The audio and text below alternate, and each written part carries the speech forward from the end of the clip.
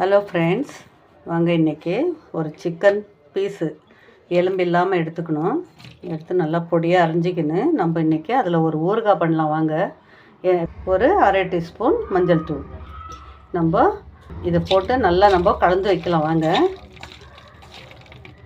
பாருங்கள் ஃப்ரெண்ட்ஸ், இந்த மாதிரி கலந்து ஒரு 15 நிமிஷம் அப்படியே விடலாம். வாங்க, அதுக்கு தேவையான பொருள்களை நம்ம வறுத்துக்கலாம்.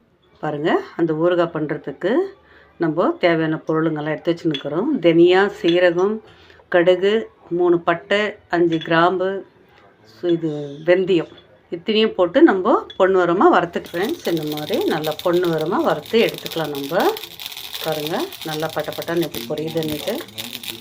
இப்போ நம்ம ஸ்டவ் ஆஃப் பாருங்கள் ஃப்ரெண்ட்ஸ், நம்ம ஒன்றுன்னா எண்ணெயில் போட்டு வறுத்து எடுத்துக்கலாம்.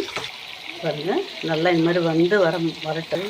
இந்த மாதிரி பொன்னிறமாக வந்துட்டு மேலே நம்ம இப்போ மிளகாத்தூளெல்லாம் போட்டுக்கலாம்.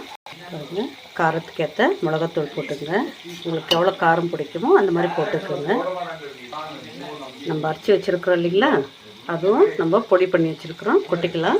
பாருங்கள் ஃப்ரெண்ட்ஸ், இப்போ ரெடியாக இருக்குது. நம்ம ஒரு வாரம் மட்டும் கூட வச்சு நம்ம இந்த சிக்கனை நம்ம ஊறுகாய் மாதிரியே நல்லா ஃப்ரையாக இருக்குது பாருங்கள், வச்சு சாப்பிட்லாம். நீங்களும் செஞ்சு பார்த்து எப்படி இருக்குதுன்னு சொல்லுங்கள். லைக் பண்ணுங்கள், ஷேர் பண்ணுங்கள்.